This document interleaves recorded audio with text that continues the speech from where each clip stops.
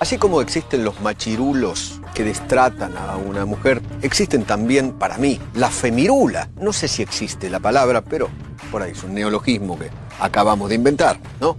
Si hay un machirulo, que es un macho que se comporta como una feminista que exagera, para mí es una femirula.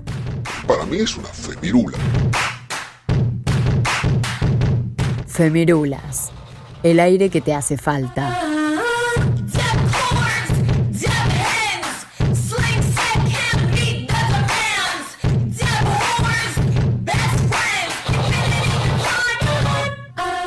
Para cambiar al mundo, hay que cambiar las formas de nacer. Michelle Oden. Bienvenidos, amigues, capítulo 19 de Femirulas. Hoy traemos violencia obstétrica. La violencia obstétrica es un tipo de violencia de género que se ejerce sobre miles de mujeres y personas gestantes en todo el mundo. Vamos a ver a lo largo del capítulo que lo más peligroso de este tipo de violencia es lo naturalizado que está entre los profesionales de la salud e inclusive entre las personas gestantes y pacientes. Se genera una relación de poder entre la autoridad médica y la persona gestante en la que el cuerpo se vuelve un objeto manipulable y no se tienen en cuenta sus deseos, sus costumbres, sus derechos. Como toda violencia de género, no diferencia por clase social y se ejerce tanto en instituciones públicas como en privadas, pero vamos a ver que no de la misma forma. Para este capítulo contamos con la participación de Belén Gorriarán, quien forma parte de la agrupación feminista Las Casildas. Las Casildas se fundó en 2011, está integrada por personas de diferentes disciplinas y trabajan para difundir y visibilizar temáticas como la violencia obstétrica, los derechos sexuales y reproductivos y cuestiones de género. Les doy la bienvenida a capítulo 19 de Femirulas, violencia obstétrica.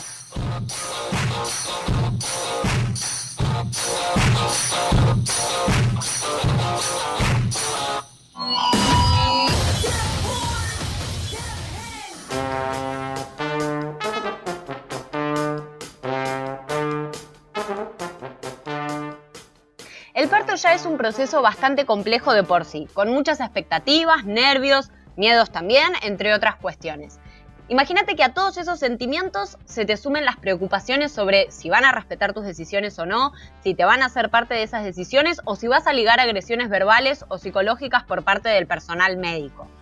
La violencia obstétrica es moneda corriente en todos los hospitales y clínicas argentinas y le preguntamos a Belén Gorriarán de Las Casildas de qué se trata. Bueno, ante todo, muchas gracias por la invitación. La violencia obstétrica es la vulneración de la autonomía de las mujeres en el parto y posparto, mujeres y personas gestantes. Son todas las intervenciones innecesarias y protocolos que por costumbre los y las profesionales de obstetricia repiten y no siempre o quizás no por evidencia científica. La mujer no suele ser protagonista, no puede tomar decisiones respecto a las prácticas hacia ella y hacia su hija nacida también. No hay una participación activa de la misma. Tiene un gran impacto emocional, ya que son mujeres que no desean luego volver a atravesar un embarazo o un parto o un posparto, y también un impacto físico. Hay mujeres que quedan con muchas secuelas, malas praxis. Suele ser una violencia también que está muy invisibilizada, muy naturalizada y que es difícil podernos dar cuenta de que estamos siendo atravesadas ante una violencia ginecobstétrica y que estamos siendo vulneradas en ese momento.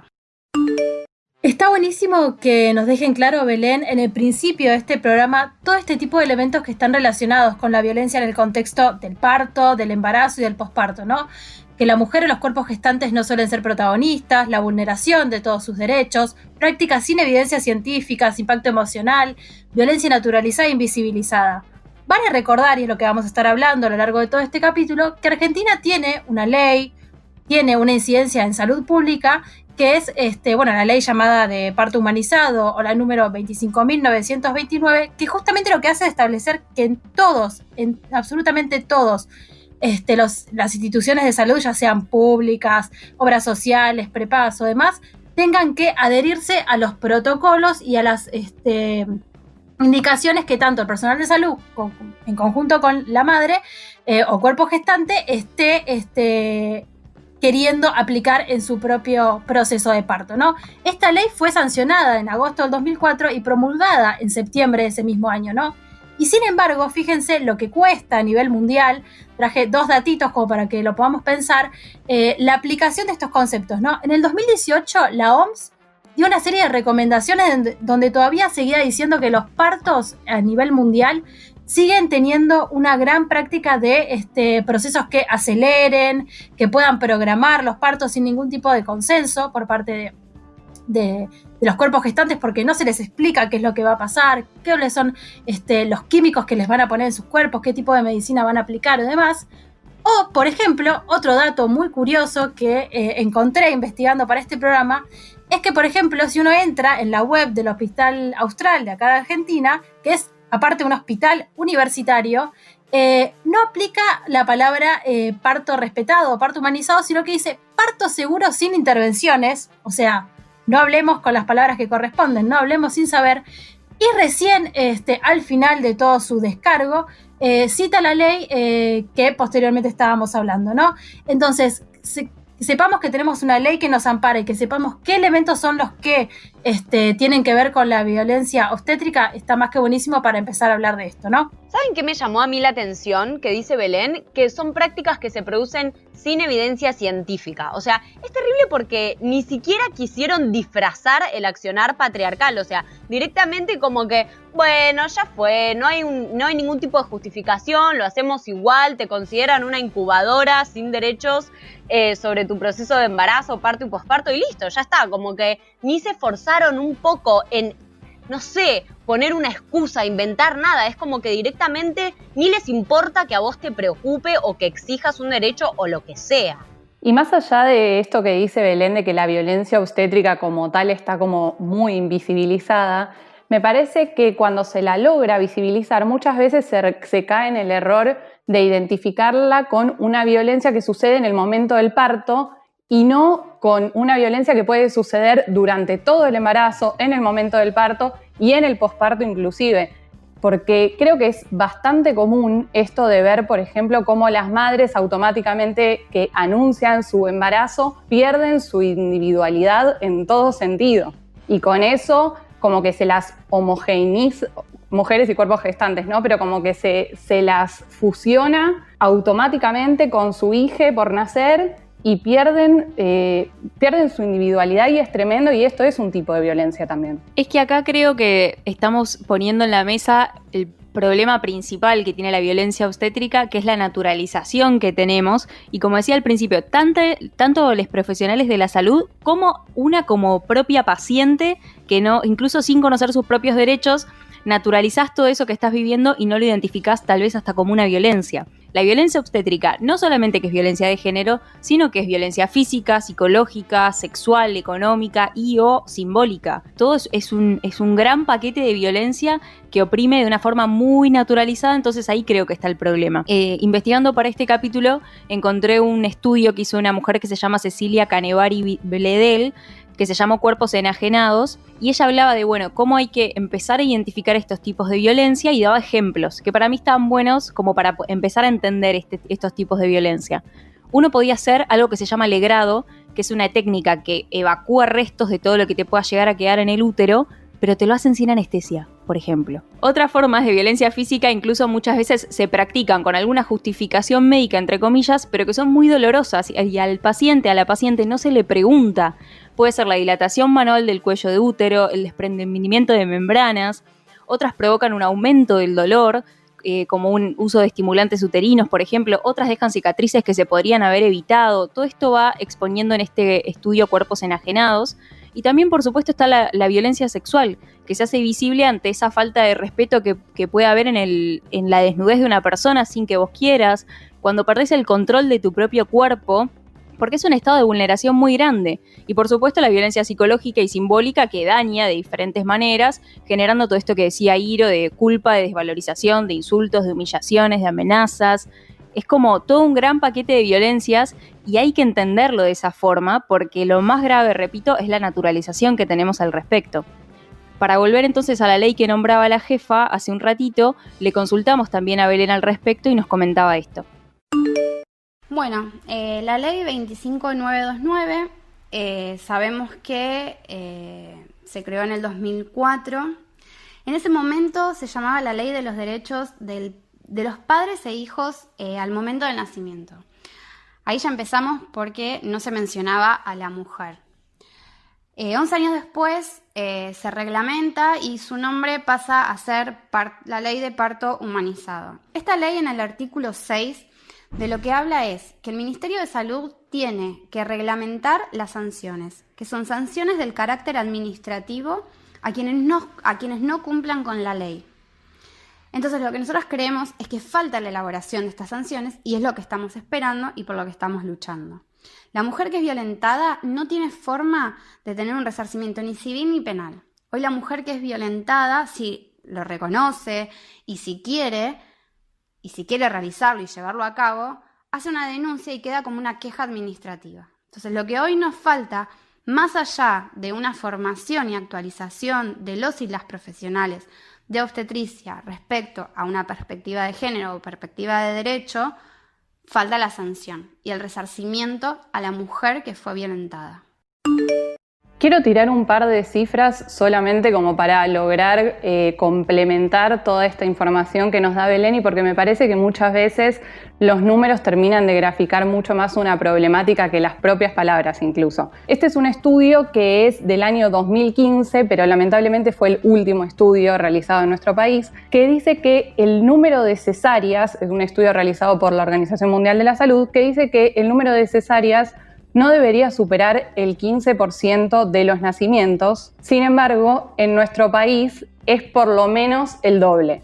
Solo, para que tengamos en cuenta, en el año 2015, solo el 67% de los partos fueron naturales. Hagan las cuentas entonces de qué porcentaje fue por cesárea o por cualquier otro tipo de procedimiento, ¿no? Y por otro lado, en este mismo estudio se analizaron los casos de 2 hospitales públicos, teniendo en cuenta esto que reglamenta la ley, que como bien decía la jefa también, está sancionada pero no aplicada como tantas otras leyes que ya estuvimos viendo acá en Femirulas. En este caso se tomaron los análisis del Hospital Álvarez y del Hospital Pena. Dicen que las salas de internación no cumplen con el metraje que requiere la ley. Por otro lado, tampoco cuentan con un baño cada 4 camas, que es otra de las exigencias de la ley, y no tienen divisiones fijas en las habitaciones que son compartidas. Entonces no se respeta tampoco la intimidad de las mujeres o los cuerpos gestantes a la hora de parir. Por otro lado, que es importante, no disponen de espacio ni para un acompañante ni para el propio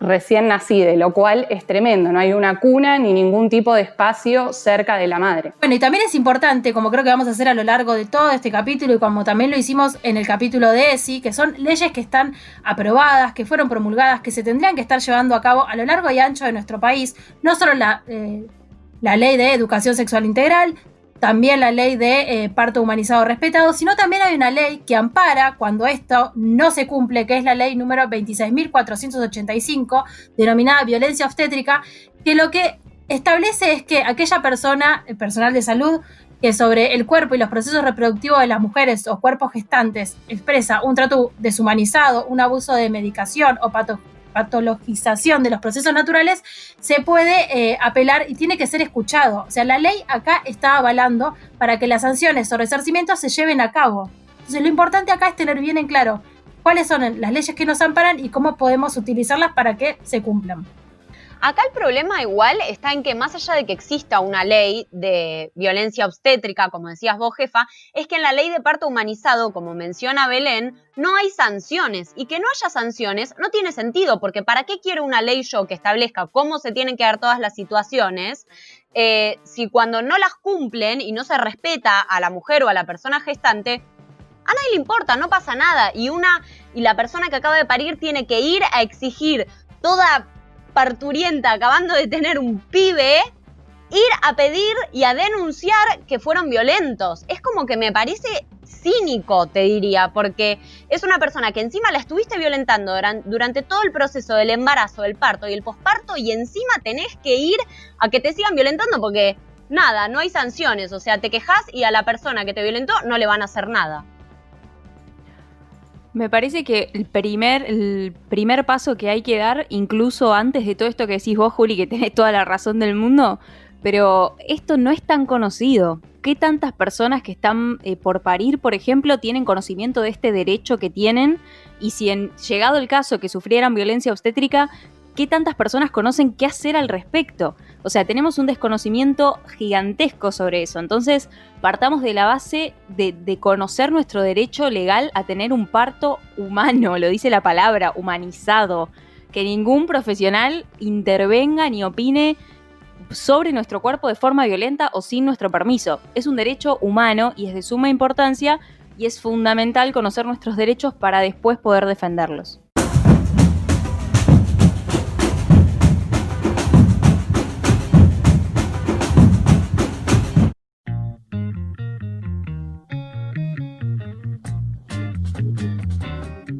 Hay diversos estudios que problematizan la violencia obstétrica y muestran cómo está extendida y naturalizada, como decíamos, por médicos, por médicas e incluso por las propias personas gestantes. Como toda violencia de género, no distingue por clase. A Belén le consultamos sobre qué diferencias existían entre las violencias que se ejercen en hospitales públicos y en hospitales privados. Sabemos que la violencia no distingue clases sociales. Lo que nosotros encontramos es una variable económica, más bien una atención respecto a lo económico. Podemos ver que, por ejemplo, desde el lado del hospital privado hay servicios hospitalarios como la cesárea, que es un procedimiento quirúrgico, el servicio de neonatología, o quizás algunas prácticas que se realizan en los hospitales privados que implican una facturación y por eso luego el abuso de estas mismas hacia la mujer, la violencia hacia la mujer. Como las cesáreas que son innecesarias, que no tienen una justificación necesaria y que se programan con mucha anticipación, que quizás esto implique que esos niños ingresen al servicio de neonatología. Y todo esto lo vimos bien reflejado en la encuesta que hicimos desde las Casildas, desde el Observatorio de Violencia Obstétrica en el 2015. Es una encuesta a nivel nacional y la más representativa. Respecto a este contexto de pandemia, lo que vimos reflejado es que debido a este abuso de prácticas e intervenciones innecesarias, que sabemos que una lleva a la otra, se han realizado muchas cesáreas innecesarias con el pretexto de poder salir rápido del hospital. Ahora, desde el hospital público podemos ver la violencia en cuanto a la residencia, la rotación constante de los y las profesionales de obstetricia, que esto implica, por ejemplo, tactos reiterados, intervenciones innecesarias y reiteradas. Las mujeres que también se encuentran solas, ya que suelen ser habitaciones compartidas, entonces ya no pueden ni siquiera tampoco tener un acompañante por las noches. Entonces, si bien la violencia la podemos ver desde el lado privado como desde el hospital público, la variable que nosotras encontramos es lo que tiene que ver con lo económico. Lamentablemente esto que nos comenta Belén no es una novedad, ya lo vimos reiteradas veces en capítulos de Femirulas. La salud muchas veces termina siendo un privilegio de clase, sucede lo mismo en cuanto al aborto y un montón de otras cuestiones. Si bien es verdad que la violencia no entiende de clases sociales, no podemos negar que el acceso, las posibilidades y por ende el derecho termina siendo siempre de unos pocos. Muchas veces en Femirulas hablamos de la falta de formación con perspectiva de género que tienen les profesionales de diferentes ámbitos, lo hemos debatido en muchísimos ámbitos, no solo en la medicina, pero cómo esa falta de perspectiva de género que te hace ver de forma integral los derechos de todas las personas, no es solo feminista, es tener perspectiva de género, muchas veces es la que después causa las violencias. En el caso de la medicina, le preguntamos a Belén si consideraba que esta falta de formación profesional con perspectiva de género podría llegar a ser la causa de violencia obstétrica. Sí, desde las Casildas creemos que una de las causas de la violencia obstétrica es la falta de formación y de actualización en cuanto a las perspectivas, no solo de género, sino más que nada de derechos, ¿no? Teniendo en cuenta que hoy en día se habla de tener un parto o de tener un parto respetado, como si fuera una decisión, una elección. Y la realidad es que el parto respetado es un derecho de todas las mujeres y personas gestantes. Entonces, sí, creemos que debería haber una formación y una actualización de los y las profesionales de obstetricia respecto a una perspectiva de derecho. qué locura plantear esto de que elijas tener un parto respetado, como si hubiera alguien en este mundo que eligiera no tenerlo. Eso es hasta tragicómico. Bueno, este estudio que les nombraba hace un rato, que se llamaba Cuerpos Enajenados, hizo como una relación entre lo que son las mujeres y las personas gestantes y el sistema de salud, estudiando los programas de estudio de muchas universidades del país. Entonces, ¿cuál fue lo que arroja como resultado? Que hay una nula formación de profesionales de la salud en materia de derechos humanos, como decía Belén, y el respeto de todos esos derechos en el momento de la atención casi no existe. Y lo hemos dicho en otros programas, tal vez queda en función de cada profesional y la persona que te atienda como médica en ese momento, pero nadie en ningún momento de la carrera le va a enseñar eso. En el caso de las personas embarazadas, entonces las va a convertir desde el punto de vista médico en un objeto, en un cuerpo al que se le tiene que ejercer medicina, pero sin tener la capacidad ni la capacitación de centrarse en sus emociones, en sus sensaciones, en sus experiencias que están transitando en ese momento. Entonces, todas esas violencias que se producen de forma invisible, entre comillas, en los hospitales, en las clínicas, te termina expresando entonces que la violencia obstétrica es una problemática social que tiene muchísimas y variadas causas, que se relacionan con muchísimas otras causas que pueden ser de violencia de género, pero pueden ser de discriminación también. Y como decíamos antes, las formas legales no van a ser suficientes, no solo porque no hay sanción, sino porque las propias personas que lo ejercen no están capacitadas. Y hay un dato que no es menor, que tiene mucho que ver con esto que comentás, Nati, que es que el artículo 2 de la ley habla del derecho a ser informada sobre las distintas intervenciones médicas que pueden tener lugar durante el embarazo, el parto y el posparto, de manera que se pueda optar libremente cuando existieran diferentes alternativas. Y acá volvemos un poco a lo mismo que hablamos en otros capítulos, de no caer en el error de subestimar la violencia pasiva, porque muchas veces puede ser hasta mucho peor que la violencia activa. Entonces, omitir información, en este caso a la madre o al cuerpo gestante, es violento. Y eso es violencia, se tiene que identificar como tal, se tiene que nombrar, porque si no es imposible erradicarla. No escuchar, no atender y no acompañar a las madres y a los cuerpos gestantes es violencia.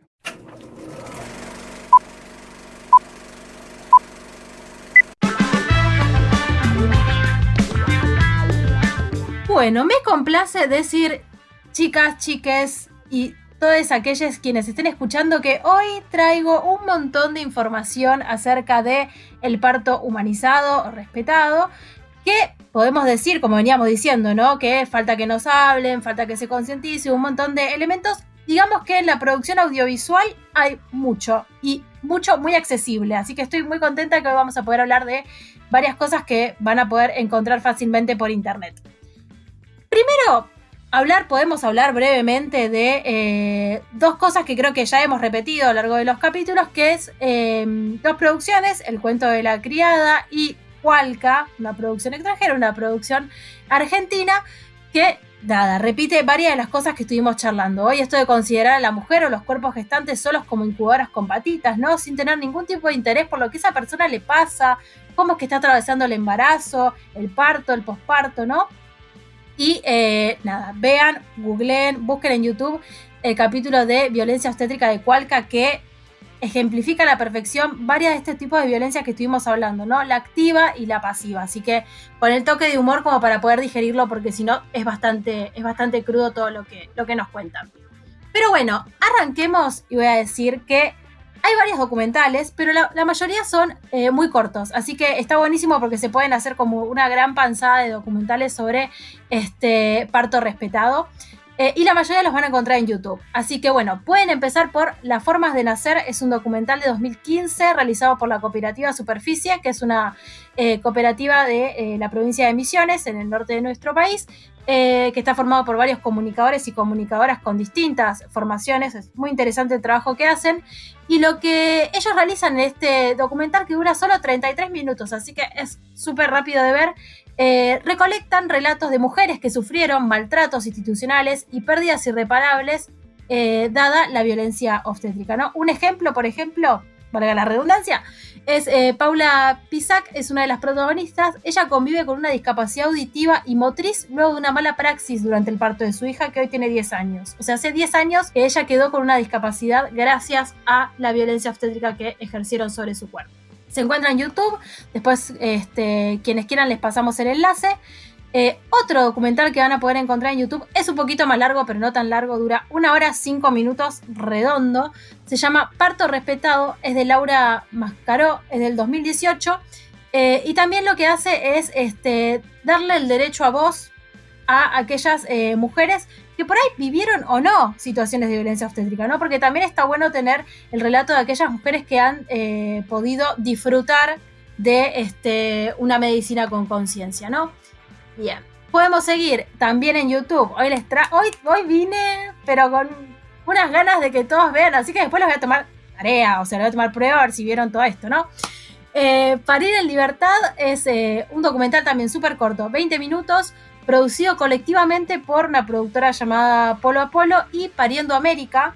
Y lo que hacen es tratar de desmitificar aquello que rodea la idea del parto natural, ¿no?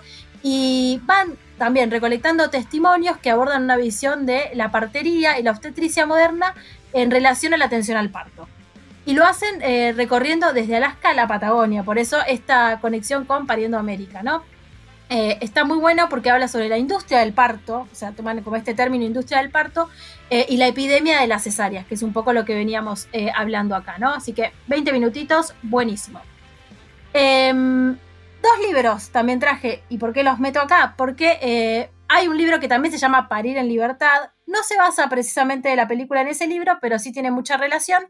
El libro del 2012, y son relatos de una partera aquí en Argentina, como cuenta su experiencia, distintos casos que le tocó abordar, etcétera, etcétera. Y otro libro, que es el de donde sale nuestra editorial del día de hoy, es de Verónica Marcote, se llama Guía para un parto respetado, es del 2017 y también va contando varios elementos importantes a la hora de decidir, como decíamos antes, o querer informarse sobre el parto respetado. Cambiamos de plataforma, nos vamos para Netflix porque, bueno, Netflix siempre toma algo de lo que se esté hablando y algo de eso nos va a brindar. El Renacimiento del Parto es un documental con 3 partes, documental brasilero. La primera parte es del 2013 y las otras 2 partes le siguen, son del 2018. Y lo que hace, sobre todo en la primera parte, es retratar la realidad obstétrica grave que hay en el mundo, el gran número de cesáreas y de partos con intervenciones traumáticas e innecesarias. O sea, el primero es bastante crudo, con todo lo que venimos hablando en este capítulo, y los otros 2, la parte 2 y la parte 3, va como tratando de reivindicar, o sea, tratando de dar por tierra esa imagen y viendo cómo a través de la concientización, de la información, se puede ir revirtiendo esta situación médica, ¿no? Y vamos con los últimos. Primero, este documental, quiero decir que es casi de visionado obligatorio. ¿Por qué? Porque fue realizado con asesoramiento de las Casildas, que es la organización a la que pertenece nuestra entrevistada del día de hoy, que se llama Parir. Es un documental del 2016, lo dirige Florencia Mujica, y lo que hace es, a través del testimonio de 3 mujeres, contar cómo fue su experiencia al momento del parto. Algunas sufrieron violencia obstétrica, la mayoría de ellas, y otras lo van cursando a medida que se va grabando el documental. Tiene una escena que yo diría que es hermosa, pero hermosa, y con decirlo que la imagen está en negro digo todo, pero está el audio de una mujer que está teniendo un parto humanizado. Es el grito como desgarrador de la fuerza a la risa desbordada, es hermoso, por eso digo que es casi de visionado obligatorio. Y último documental, también argentino, estrenado el año pasado, se llama La Lupa, es de Marina Seising. Hace un pequeño como raconto de su vida personal, de su historia familiar, y de que llega una determinada edad en la que las mujeres, o muchas mujeres y cuerpos gestantes, de golpe decimos, ¿queremos ser madres? ¿No queremos ser madres? O por lo menos se instala esa duda porque la presión social te la instala, quieras o no. Entonces, bueno, ella atraviesa eso, y va informándose, va a distintas guardias, esto de que hay hospitales que aplican la ley de parto humanizado, tienen guardias de parto humanizado o no, va como indagando sobre esa temática. Está muy bueno porque da información interesante. No quería dejar de... Los pueden encontrar en Cinear a la lupa, así que lo pueden ver ahí. Pero no quería cerrar esta sección del programa sin hablar de dos lugares comunes, dos topos, diríamos, para que pensemos cómo se representa la maternidad y los partos en las producciones audiovisuales. El primero es esa fijación que tiene el cine de terror y de ciencia ficción con los embarazos, pero siempre desde una visión completamente trágica y completamente negativa, ¿no? La teoría de que el cuerpo de la mujer es un territorio ajeno y que pertenece completamente a una otredad o a un otro y no a ella, ¿no? Y aparte mostrar esta idea del embarazo y la maternidad como una forma de pesadilla. Y cito dos ejemplos nada más. El bebé de Rosemary, película de Roman Polanski, de la década del 60, y Alien, película de ciencia ficción que también trae a colación esta idea completamente negativa de lo que es el embarazo, ¿no? Pasar esa instancia de la maternidad. Y otro, y acá voy a tener dos ejemplos que quien me escucha va a decir, ay, pero jefa, ¿qué estás diciendo? Pero hay que decirlo, no puedo no decirlo. Que es la idea del parto relacionado con la muerte. Esto de que pensemos esto. ¿En cuántas películas, series o incluso historias ficcionales en libros donde el protagonista perdió la madre en su nacimiento? ¿Cuántos? Pensémoslo, ¿no? Tiro la cuestión para que lo analicemos, y acá tengo dos ejemplos hermosos que se me vinieron a la mente cuando indagué esta idea, que es Crepúsculo, ¿no? La idea de que Bella muere porque su hija la estaba consumiendo, ¿no? Ella muere y bueno, pues obviamente es vampiro y todo, pero ella muere por parir. Y otro ejemplo es en Game of Thrones, el personaje de Tyrion, que también, o sea, en su nacimiento su madre muere y sus hermanos, sobre todo Cersei, que sabemos que es como la mala de la serie, se lo echan cara todo el tiempo. Pero la tiro como para pensarlo nada más. ¿En cuántas series, en cuántas películas el protagonista o el amigo del protagonista o el que sea pasó por esa situación? Entonces el parto nunca está mostrado en una instancia de goce, en una instancia de bueno, estoy pasando por algo que yo quería realmente pasar, ¿no? Como esta cosa de conciencia y de tener información, sino como algo siempre muy negativo. Así que hay tarea para el hogar para rato, ¿eh?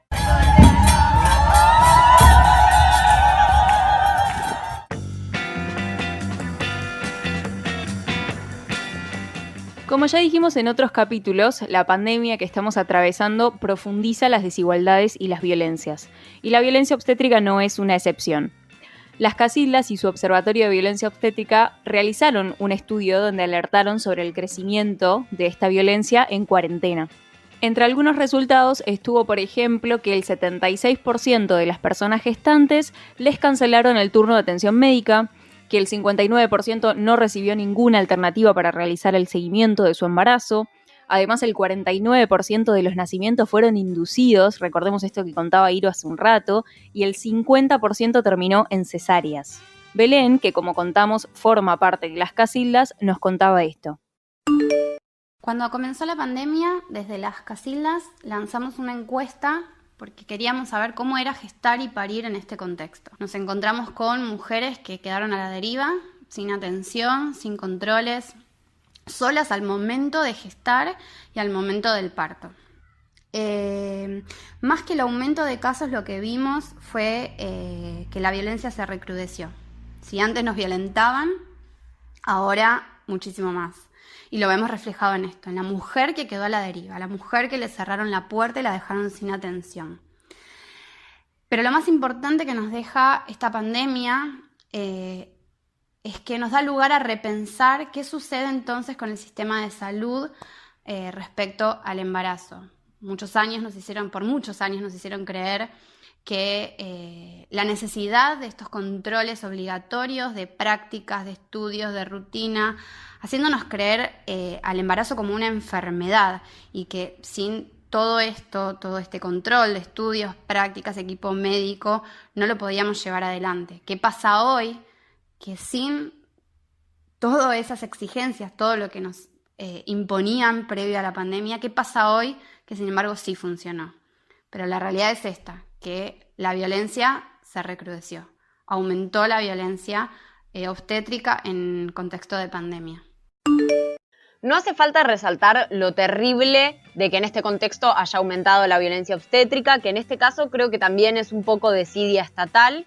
Y por otro lado coincido con lo que sostiene Belén, que nos hicieron creer al embarazo como una enfermedad, pero también me parece súper importante abrazar los avances médicos tecnológicos que nos ayudan a pasar con mayor tranquilidad estos momentos tan particulares.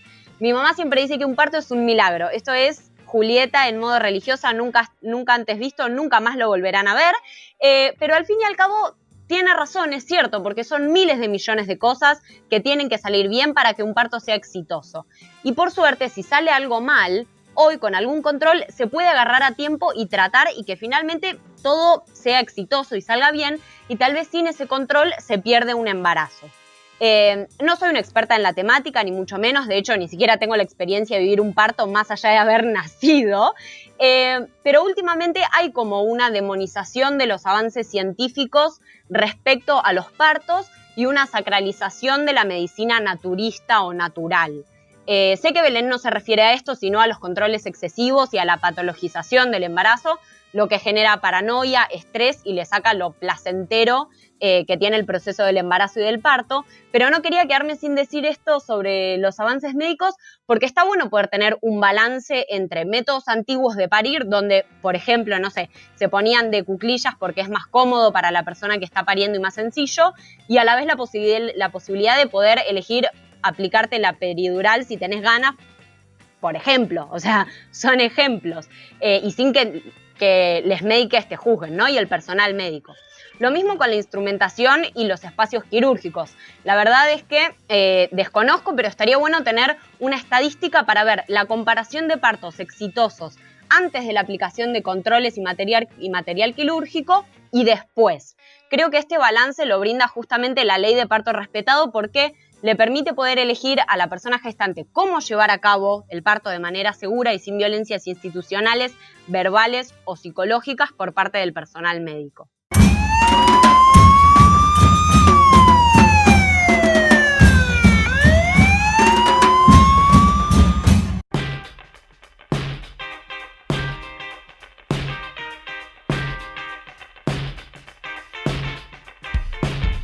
Llegamos al final del capítulo 19 y como siempre tuvimos una consigna en nuestro Instagram, @femirulas, y en este caso fue: si te digo parto, ¿qué pensás? Recibimos muchas más respuestas de las que hubiera creído, al menos yo, no sé ustedes, pero muchas coincidieron también.